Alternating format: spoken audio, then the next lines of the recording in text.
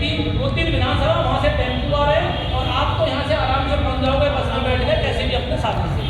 तो मेरी प्रार्थना है इसमें बढ़ चढ़ कर भाग लीजिए, आम शान का सवाल है, इसीलिए मेरी रिक्वेस्ट है। अंत में मैं अपने इन्हीं शब्दों के साथ आपसे गुजारिश करता हूँ, ये जो मीटिंग है आज अम्बेडकर नगर विधानसभा के पदाधिकारियों ने और हमारे देवी के कुछ साथियों ने इसको सफल बनाने में अपनी पूरी भूमिका निभाई है, इसके लिए बहुत बहुत साधुवाद। और यहाँ जो कुछ भी आएगी कमेटी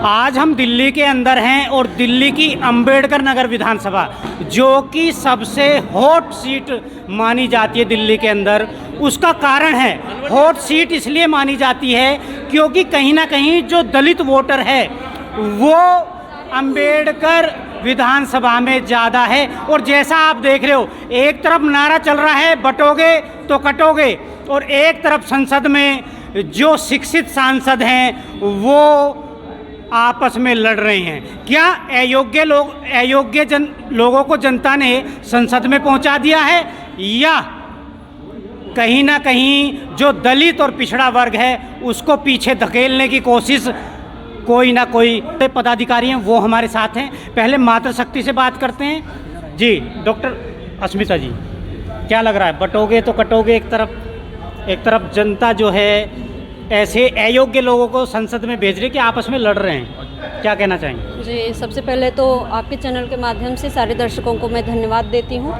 और जो बटोगे और कटोगे का जो मैटर उन्होंने दिया, जो बोलते हैं कि बटोगे कटोगे, या तो एक और नारा है कि एक रहोगे तो सेफ रहोगे।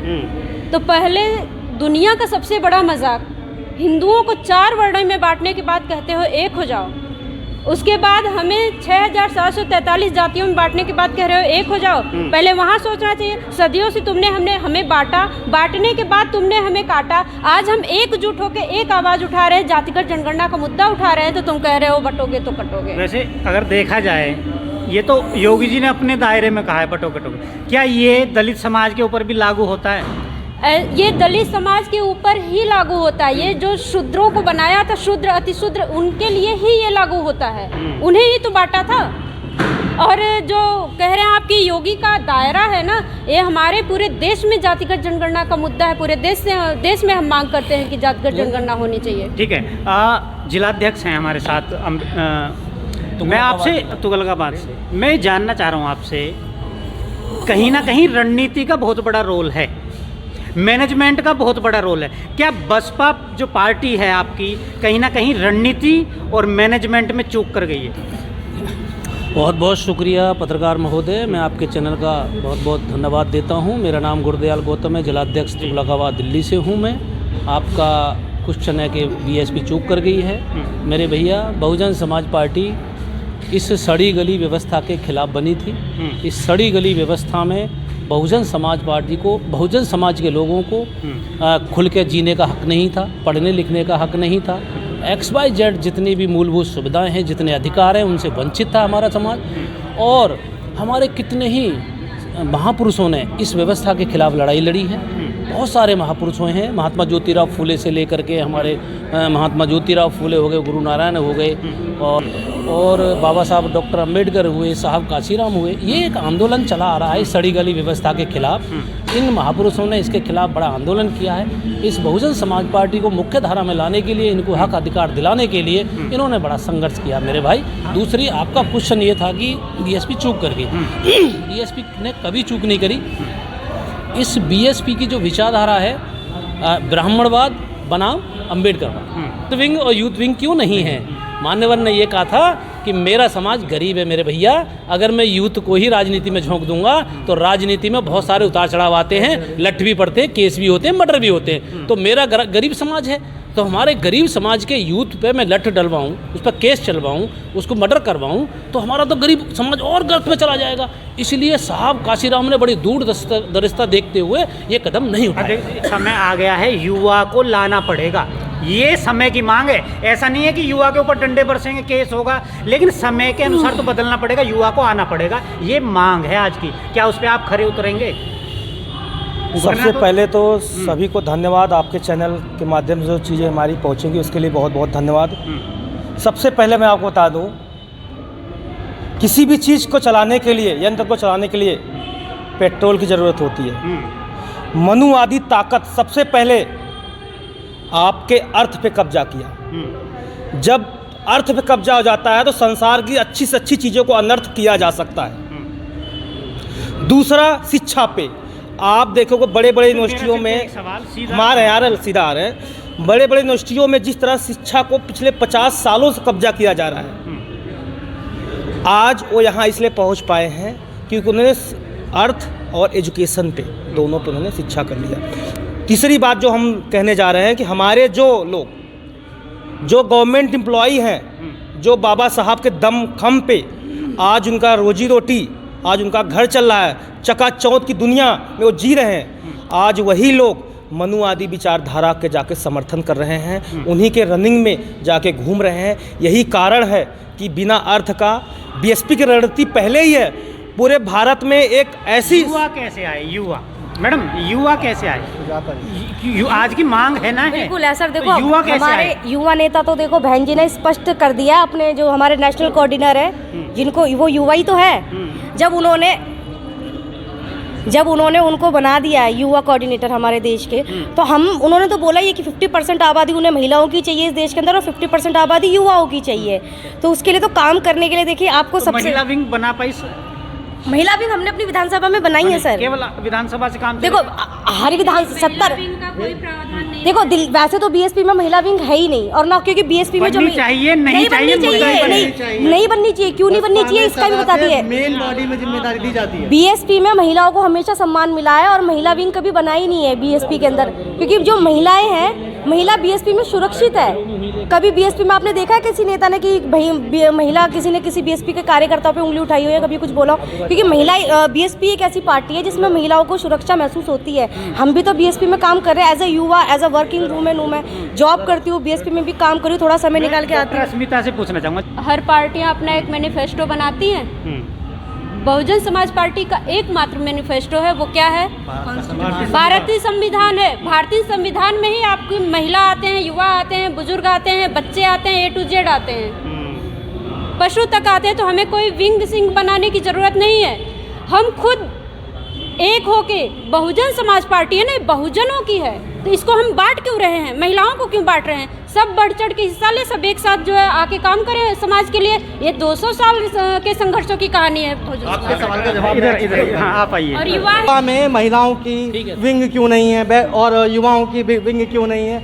बसपा एकमात्र ऐसी पार्टी है जो बहुजनों को स्वाभिमानी बनाती है, राजा बनाती है। वो विंग, बैटरी, मोर्चा, सेल उसमें नहीं बांटती है।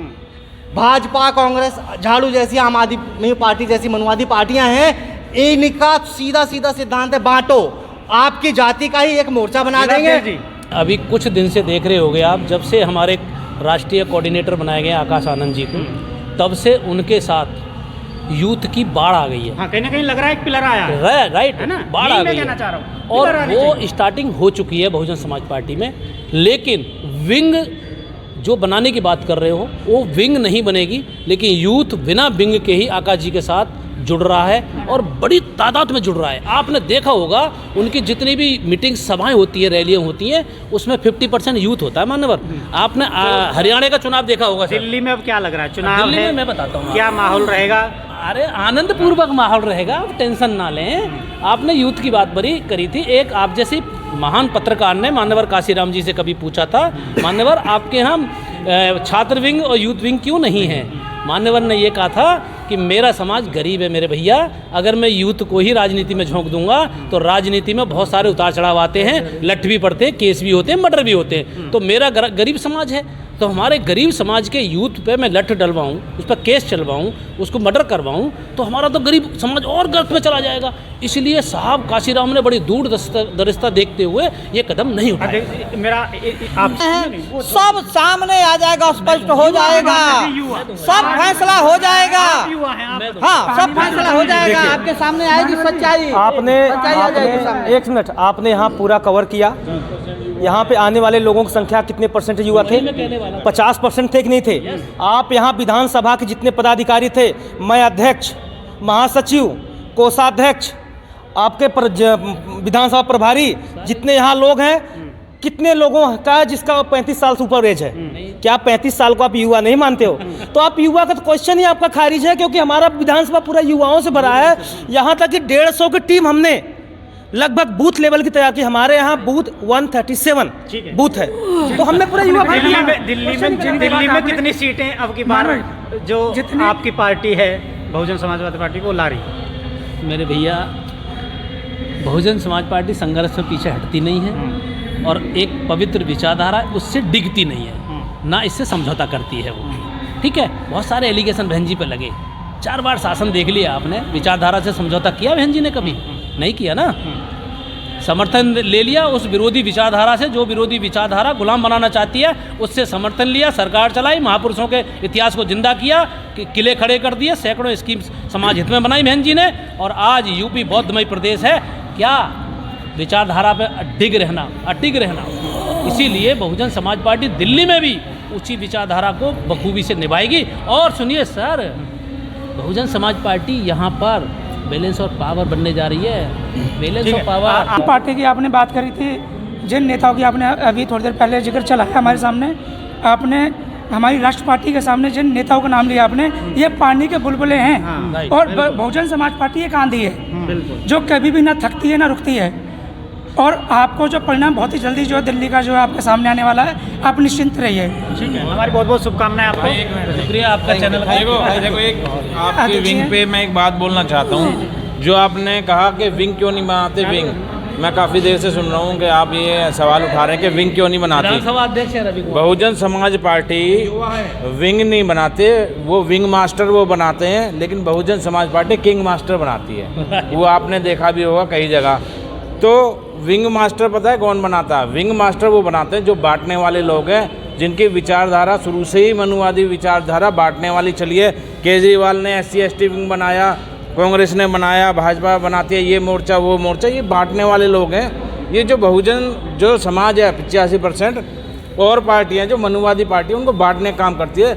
लेकिन बहुजन समाज का जो है 85% का जो दर्द है और दुख है, उसको लेके साहब काशीराम आए और उन्होंने कहा कि तुम्हारी जब इतनी जनसंख्या भारी है तो भाई तुम ही देश के नेता राजा बनोगे। तो उन्होंने इसलिए विंग नहीं बनाए, उन्होंने किंग बनाने का काम किया सीधा सीधा।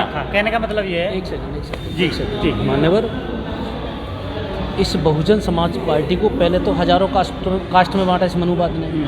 अब इसी बहुजन समाज पार्टी जितने इस बहुजन समाज में पार्टियां बनी हैं, जो जैसे एक BSP समझ लीजिए, एक राष्ट्रीय पार्टी है। इस अब बहुजन समाज में बहुजन समाज को पार्टियों में बांटने का काम कर रहा मनुवाद। आपकी शक्ति को ताकत को छीड़ करने का काम कर रहा है। ठीक है, तो अब हम जितनी पार्टियों में बटेंगे बहुजन समाज के लोग, उतना ही मनुवाद मजबूत होगा। जिलाध्यक्ष जी, एक सवाल, ठीक है, मैं लास्ट सवाल करूंगा, वीडियो लंबी हो जाएगी, जो मैं कई दलित नेताओं से करता हूं। ठीक है, कहीं ना कहीं खामियां क्या हैं, कहीं ना कहीं जो डाउनफॉल हो रहे हैं, कुछ तो खामियां हैं। भाई मेरे खामियां कुछ नहीं है। अभी मैं, आप देख रहे हैं लोकसभा के चुनाव में इतना नाटक किया है संविधान बचाने के नाम पर। आप देख रहे हो लाल किताब ले लेके घूम रहे थे।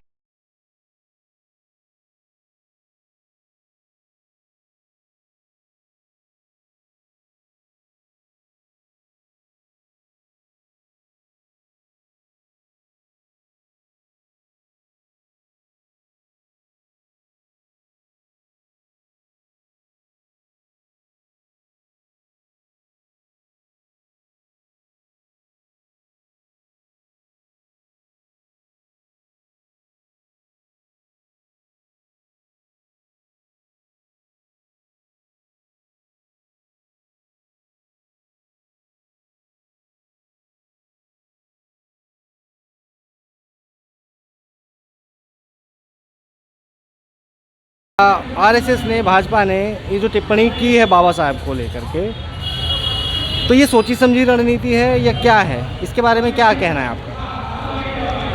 देखिए, ये एक सोची समझी ही रणनीति है। बाबा साहब का नाम तो इन्होंने ले लिया है, पर इन्होंने किसी छोटे मोटे व्यक्ति का नाम थोड़ी ना लिया, ये एक ऐसे व्यक्ति का नाम लिया है जो केवल नेशनल लेवल पे ही नहीं, तो वो इंटरनेशनल लेवल पे जाना जाता है वो बंदा।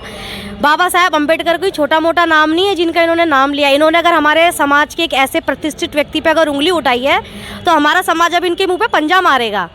और जो ये बात कर रही है, एक आप देखिए अभी चल रहा है यहाँ पे चुनावी माहौल, तो ये चुनावी माहौल में हमारे समाज का केवल और केवल सिर्फ माइंड डाइवर्ट करने के लिए इन्होंने ये हथकंडा अपनाया है।